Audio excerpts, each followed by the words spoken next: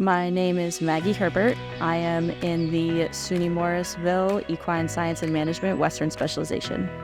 I chose SUNY Morrisville because it's a lot of hands-on. We're in the barns every day working with the horses.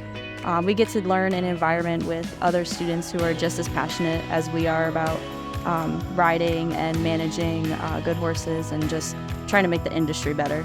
You can do the draft program as well as the rehab program or the riding classes along with our rehab program. So it's really nice that we get to do other things besides just one discipline here.